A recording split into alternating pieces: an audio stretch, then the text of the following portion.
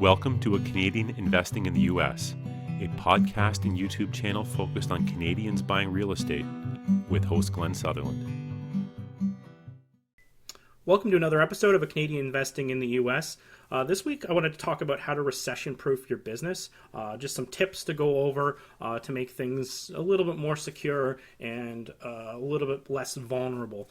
So first of all, you're probably thinking, oh, this is all for the U.S. stuff. But no, it's actually for both. It's for Canada and the U.S. I'll put up an article here, but what people don't realize is that Canada actually is very vulnerable to this possibility right now as well. I know everyone is in the feeling that Canada is immune to a recession, but it's not. Like the article I'm going to fly up right now, you can see the cities that, according to Bloomberg, are at most risk of having a real estate recession are Munich, Frankfurt, Toronto, Hong Kong, Paris, Amsterdam, and Zurich are the most unaffordable cities that are going right now. And if you go, oh, I'm not in Toronto, but it is. It's a metaphor for all of it, because like I'm in Cambridge and we're like an hour and a half from Toronto, but as everything happens in Toronto, it always streams out. So you'll see like, oh, Toronto will hit a big boost, and then Greater Toronto, so like Mississauga will have a boost, and then Milton will have a boost, and then Guelph will have a boost, and then Kitchener-Waterloo, Cambridge will have a boost, and it just works its way right down the 401 every time. So don't think that just, oh, this is a Toronto problem. It is a problem, and by being a little safer with your investments, you can make this you can make this work. So what I've done is I've come up with a bunch of points of things you can do and things you shouldn't do. It's, to be completely honest, it's a collection of information that I've went and researched from the internet. I went around and read articles, listened to podcasts, and these are a lot of things that I already apply in my business, but I thought I'd share them with you. I'm like, I make these notes. Why not share them with you guys? Maybe it can shortcut some listening to like a million podcasts and reading some books for everybody. Some of them you're going to go, I already know that, but whatever. Who cares? We'll go through them quickly, and hopefully it gives you some value. So, first of all, like I said, we don't know if a recession's coming.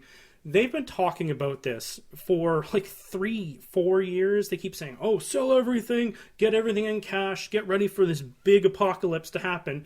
And then everyone's like, oh, COVID's here. It's COVID. That's our big thing. And now they're like, oh, now COVID's like sort of calming down, but now there could be a phase 2. Oh, that's the next thing. Or it's going to be these withholding of being able to do evictions. That's going to be the thing that's going to cause this, and we don't know. And it still keeps streaming along, and it hasn't happened. But you know what? It may happen. It may not. Be safe. So to get right into it, what I've gathered: stay away from the A-class properties, the $500,000, the $1 million houses, depending on what kind of market you're in. Those A-class properties are going to take the hit first. So by not being in that, being into B-class, C-class, or D-class, you can get a heads up before it happens. So, and also the ones in the A class, the problem is that they're not probably going to cash flow as well, because they are much more expensive. And rent to value ratios, as we all talked about before in this show, as the price goes up, the rent doesn't keep up with it. So like $1 million house isn't going to rent for $10,000 a month, right? Whereas even a $50,000 house is going to rent for over $500 a month. So as you get into cheaper, it's a little less risky, and the people who are going to hit the hit first are the ones who have those type of jobs and are renting those high class apartments or houses. So it might be a time to unload those while the market is very hot, and well, first of all, make some money, but maybe depends what you think. It all depends. This is all opinions. I'm not telling you to do anything. Oh, lower class properties like the C or D class properties, you are going to, this is a fact, are going to have more problems with them. You are going to have more problems. You're going to have problems with tenants paying, problems with everything under the sun. But they are going to be more sturdy through a recession. They a lot of times, depending where you are, you could have like Ontario Works or Section 8 or all kinds of programs that will pay these properties. Or I know if you're in Indiana and people stop paying, that you can get assistance from the government for COVID relief, which we're doing on one of our properties. That's why I mentioned Indiana.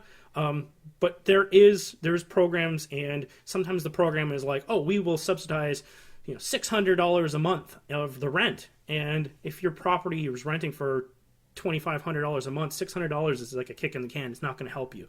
But if your rent is $700, that's a big help, because it's basically getting your rent still. So something to think about. If you're a flipper, shorter timelines are going to help you a lot. No more doing these 12-month flips, because you're making yourself very vulnerable throughout the whole period of this renovation.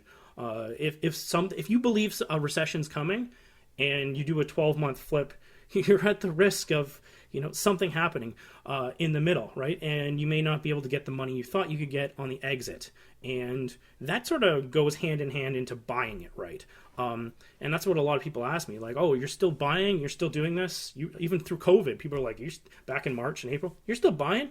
Absolutely, I'm still buying.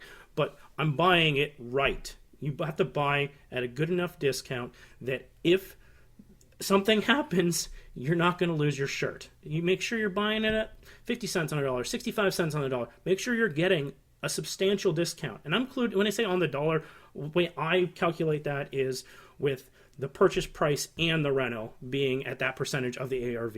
You need to have space so that if the market does correct, it has to correct a lot in order for you to not be able to sell it to make your money or be able to refinance it and get your money. You need to have some space in there.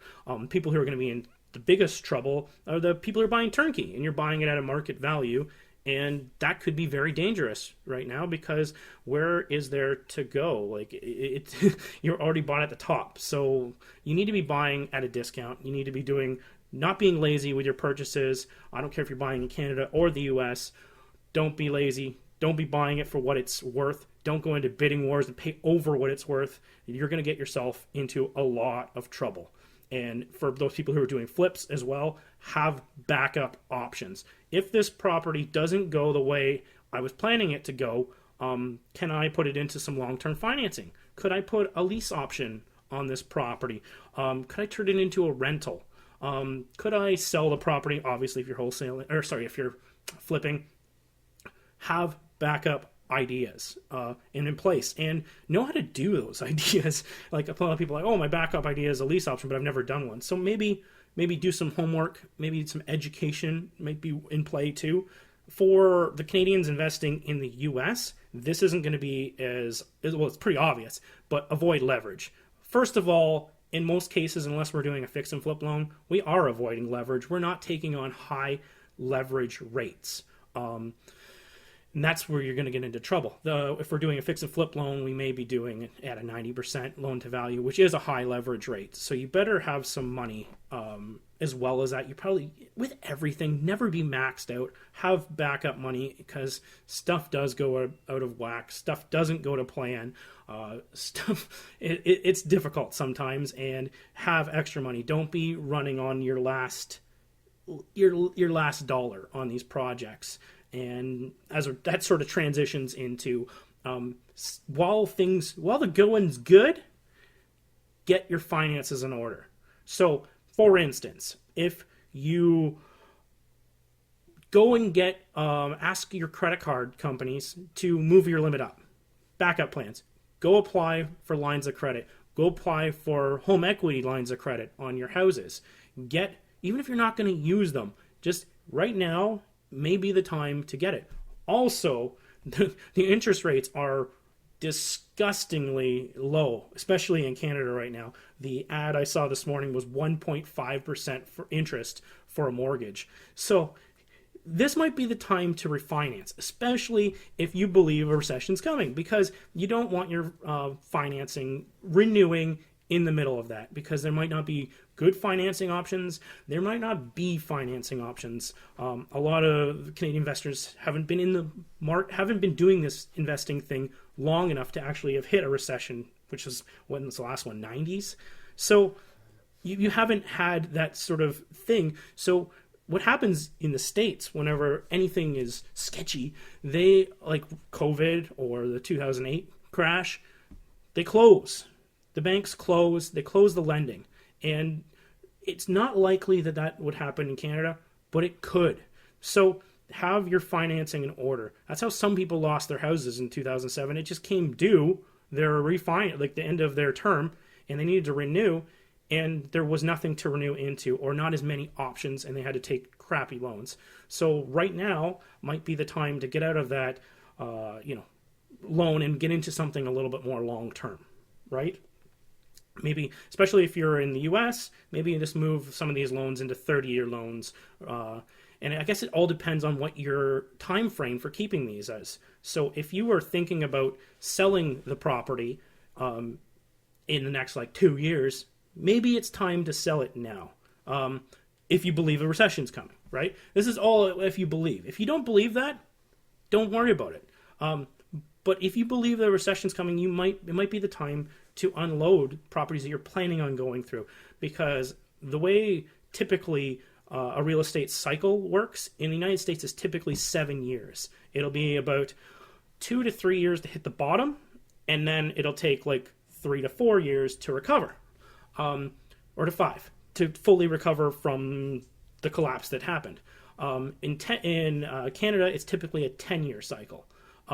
So you might want to make sure that you can, worst case scenario, you'll have financing in place, you'll have tenants in place. We talked about some programs you can have, and you could ride it through if you believe that there is a recession coming.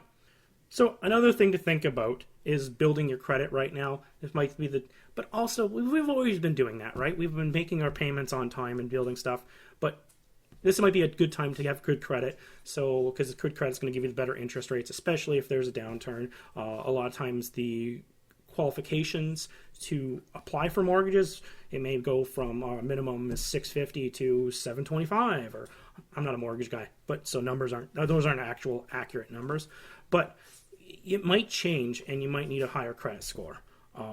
And talking about interest rates, another thing to think about is when markets are doing really, really well, the interest rates tend to be higher, right? And as it gets higher and higher along, what happens is the government, because they love to get their toes into the real estate market and manipulate it, but as the market goes up, what they're going to do is start to lower interest rates. They're going to lower interest rates to encourage spending and get people, right now, people with these under 2% mortgages, people are going and refinancing and spending money at Home Depot and renovating their houses, and it's pushing the economy up, right? But it's being pushed from higher powers, right, by moving those interest rates down. So it is a telltale sign that there is, they are encouraging spending. But anyway, those are basically my tips. I kind of just had it in my head, and I didn't really look at my phone with my notes that I'd made. But that is the key to all this. If you have other ideas or other tips that people should do, go to YouTube, leave a comment on this video. I will literally respond to everyone. Let's talk about it. Let's give even people some other ideas. Because literally I just read a bunch of articles, listened to a bunch of podcasts on the topic, and came up with these. A lot of these I've been trying to apply into my business for a long time, because often we're using other people's money, and you have to be safe, and you have to make sure that they're going to get paid back. And that's also about keeping cash reserves to make sure that there's money to pay people. Even if you could probably do the project on your own. That's why. Anyway, totally different topic. Thanks for tuning in this week. I appreciate everyone listening. Have a great week. Bye.